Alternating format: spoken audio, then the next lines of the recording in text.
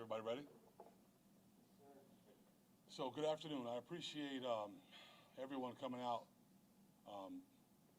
so I can tell you about the events that led up to the attempted murder of Officer Malik Derrickod. He's 25 years old and a 2-year officer with the Jacksonville Sheriff's Office. So on March 19th at 11:15 p.m., task force officers made a traffic stop for a ran red light. The traffic stop was made at I-295 and 103rd.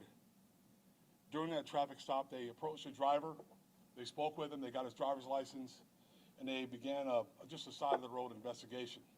He quickly admitted right away that he ran a red light, and he understood why they stopped him. During the course of the investigation, they were having a conversation with him, and they asked him about searching his car, looking through his car, and the conversation goes on from there. So what I'd like to do at this point, I'd like to draw your attention to our video boards here so you guys can get an opportunity to see the body-worn camera video from that traffic stop.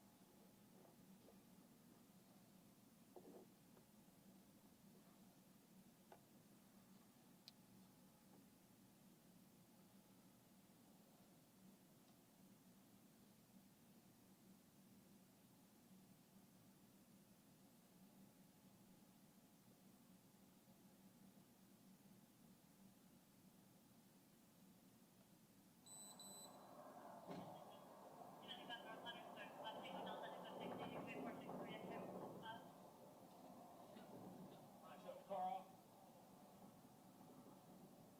Apologize about what? You ran the red light. Is this your vehicle?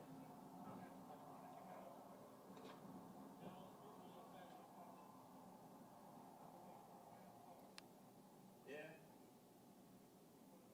Yeah, I got you, man. Where are you headed to?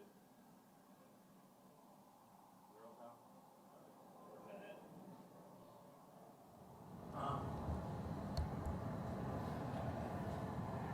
I'm sorry, I didn't hear where the road was.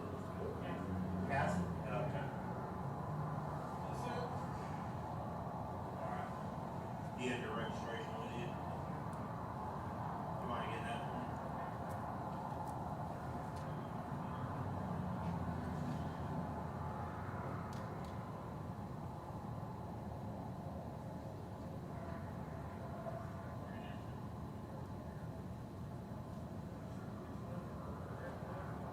Who's Rebecca?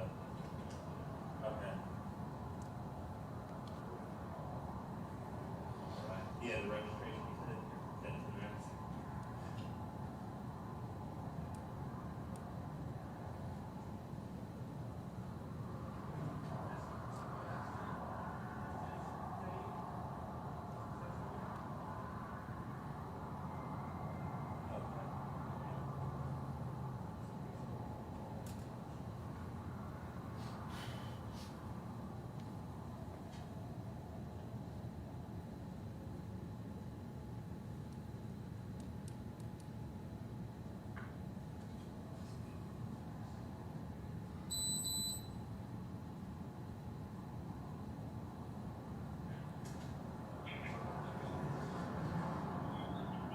Alright, appreciate that.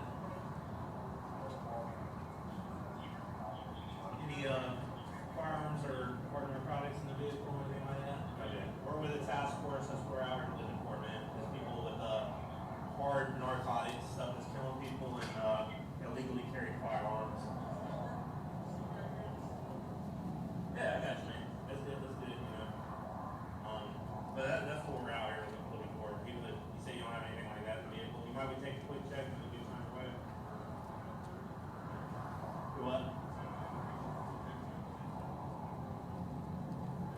Okay. Yeah, you said you're cool if we take a quick check? It'll only take about 30 seconds. We can get you on out of here. Okay. I'm sorry, I can't hear with the face mask on. Okay. It's your wife's car, but.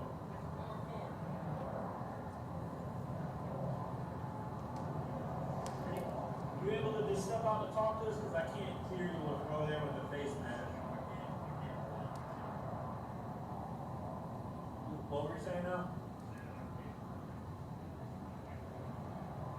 Okay, but you're operating it. Right, I hear you. Nobody ever said you're a bad person. That's what we do out here is we're looking for like fentanyl, meth, crack, and stuff like that, and then like some illegally carried firearms. Are you a convicted felon? You ain't got nothing to worry about. Okay, I got you. We respect people out here too, man. We just have a high crime rate in Jacksonville. I'm sure you probably heard you live in Jacksonville, right? And this is what the people want, because they want us to take some type of action and well, yeah, I mean, we never said a word.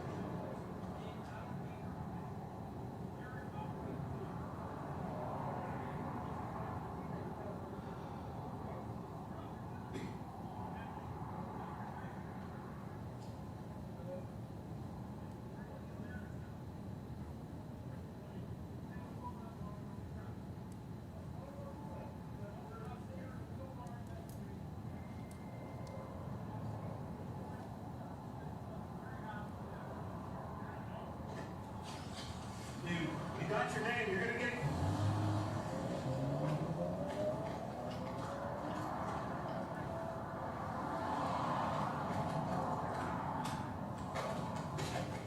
Pause right there for me.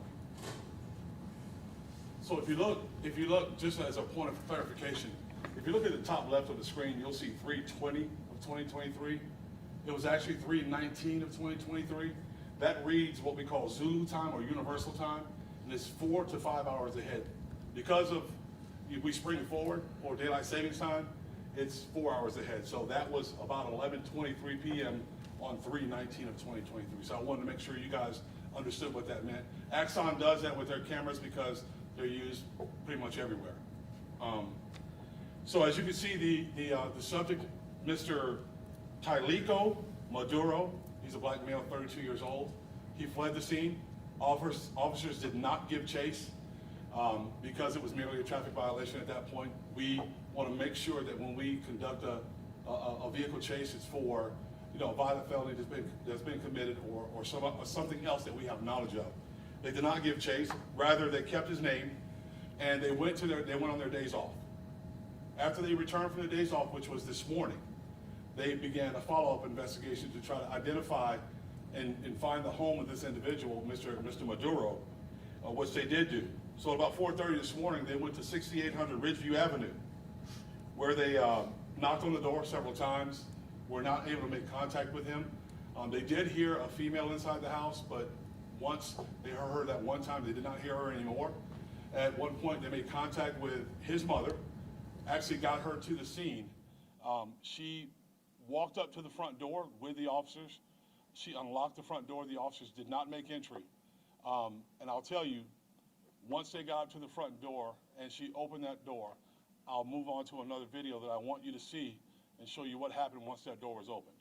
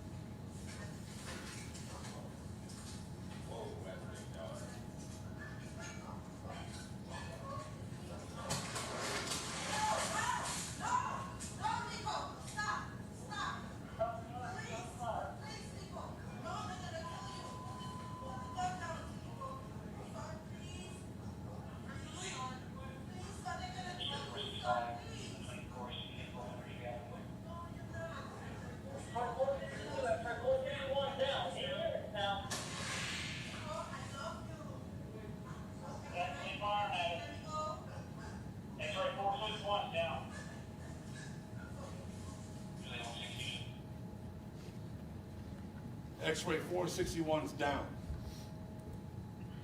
That camera view that you saw pointing straight up in the air was the officer's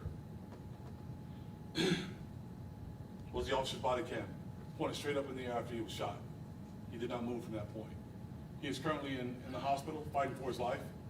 Officers did not return fire. As a matter of fact, as this thing went further and throughout the morning, SWAT team officers came to the scene. We surrounded the house. We did the things that we need to do to try to get that subject out of that house safely. No shots were ever fired from us. He did fire a couple different volleys of shots from the house, eventually killing himself. Our officers from that point on moved forward safely, and now we're continuing to work the scene to gather all the evidence that we need to move further and bring this case to a clearance. And with that, I'll answer any questions that I can. Yes, sir. Sheriff, I know this is pretty much a very tough time for you to be experiencing, but I just want to know where your mind is at right now, personally.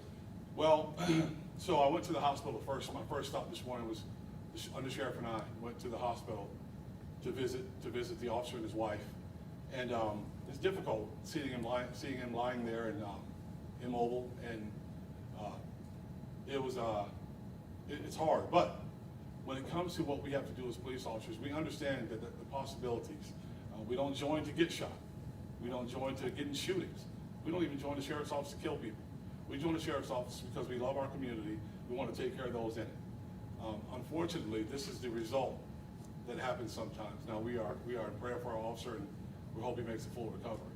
As far as that officer, can you say, is he able to listen, speak at all?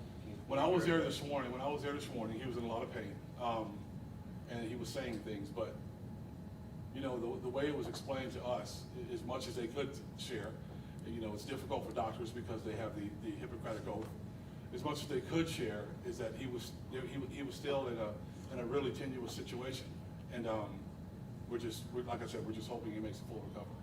What's the message that you have to not only him and his wife, but his family and any other officer that might find himself in this type of situation? I would say just please be careful. Always know that first and foremost, we want to keep you, your family, the members of our community safe, and just take care of yourself so you can go home at the end of your shift. Sheriff, this suspect I'm hearing has no real serious record. Can you clarify? Yeah, it's really strange to me, Dan. We didn't find anything difficult or tough, or no convictions on his record. It's hard to explain what's in someone's mind when they do something like that. Yes. No, that's all you. Sheriff, was there another officer hit when shots were fired? No, there was no other officers injured. At the time of the initial traffic stop a few days ago, did officers believe in that moment that he maybe had any illegal firearms or anything like that, or no until he sped off? I think during the conversation, you know, just the actions and the nervousness, you know, I mean, people are naturally nervous, but when you, part of the process, you know, we have a responsibility to this community, right? Our responsibility is to be proactive and try to stop things from happening, and we have issues. So they're out there working these stops, doing these stops, working these calls in these cases to try to stop some of that before it happens. So I think during the process they suspected something might have been in there, but you know, we didn't get a chance to find out because he drove off. Why 4:30 in the morning and maybe not until daylight or anything? There's no reason to wait. I think the best time that you knock on someone's door is as early as possible. As soon as you get to work, or if you're getting ready to leave, and you have the opportunity to do that, then let's do it. Let's see what we can find out. And I believe all they were going to do was just ask him questions, talk to him. I cannot. And as far as bringing his mother into the situation, is that kind of protocol for something like this? I wouldn't say it's protocol. I think what they were trying to do is they weren't going to kick his door open. They didn't have probable cause to do that. So the best way to try to get there and to get to him and speak to him would be his mother. They felt like at that point. I think, I mean, in my mind, you don't think that someone's going to open fire if his mother's at the front door. You know, that's the way I would think. But And I'm looking, Sheriff, at that apparently a rifle was used by the suspect? that's correct. Was it a still shot? can you pull the still shot up for me? That's a rifle. It shoots 7.62 millimeter rounds. The other still shot? Show that. Yes. And then I want to show you another still shot of what it looked like when they entered when they opened the door.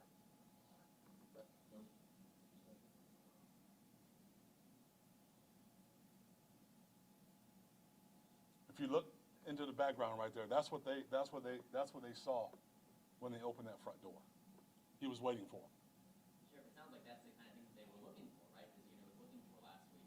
Well, you know, what we look for is, like I said, it's our responsibility to make sure we get illegal guns or folks that are carrying guns illegally. In this case, had he had one in the car, if it wasn't being concealed improperly, he'd have been perfectly fine. But you know, we're looking for people that are carrying guns. You know, fentanyl is an issue. It's killing a lot of people in our community. So that's all the kind of things we're looking for when we do these traffic stops. One of my colleagues at the station, they wanted to know, you believe that the officer's injuries will be significant and long-lasting. They are significant, extremely significant, yes. And just to be clear, this person did not have a previous record or anything. Did not. He did not. Nothing that we found. No felonies. Was that Derrickon body cam both times, the last week and this week? No, Derrickon was not there at the traffic stop.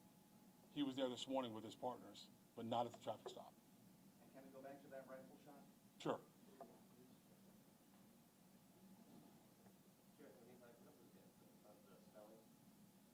Yes. It's Malik, M-A-L-I-K, D-A-R-I-C-A-U-D.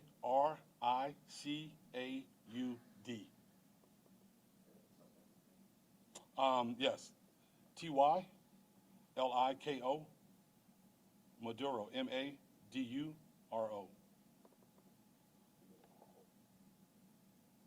And just, I guess with general public knowledge, I mean, obviously there's been a couple of incidents in the last couple of months, and these are things that you guys never know you're gonna get into in this type of situation. Right. Can you kind of speak to that in general, because we had one officer who got grazed in the ear, we had an officer attack at Walmart, Yeah. and now we have police fighting for his life. You want to tell you what I think?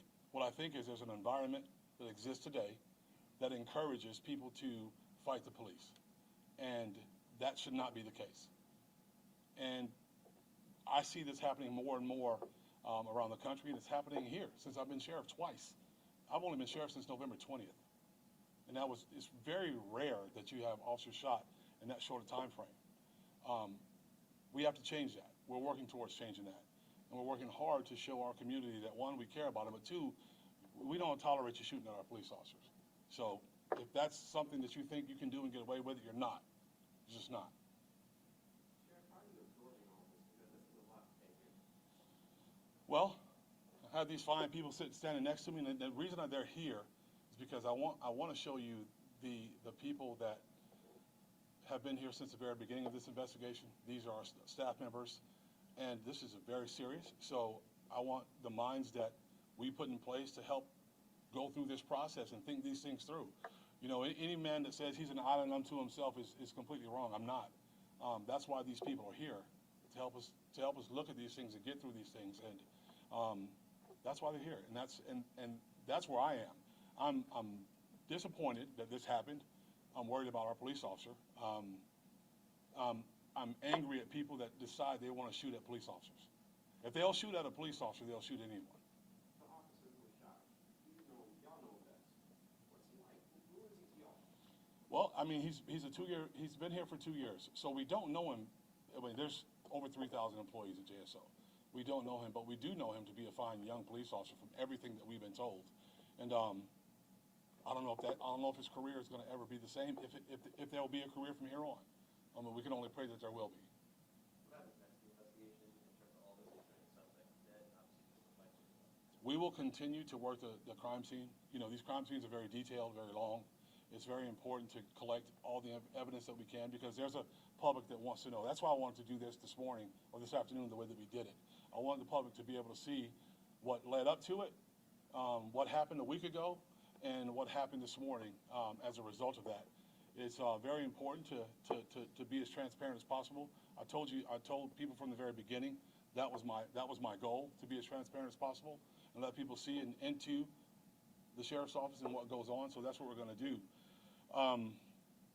So we're gonna continue to work the crime scene. We're gonna continue to do the things that we need to do so that when we put this case forward, people see it, they'll know that everything was done the way it should have been done, to actually bring him in safely without any further violence. Just for our general knowledge, public, this X-ray unit, is that a relatively newer unit, or no? No, it's basically a task force unit, and zones have task force units, and we have a citywide CPR team, community problem response team, and they respond to problems in communities that we know exist, communities where you may have a lot of shooting, robberies, and things like that. But also they're there as, anything. They handle just about anything that comes up. Where a patrol officer is answering calls for service, they have the time and the opportunity to do some other things outside of just answering calls for service.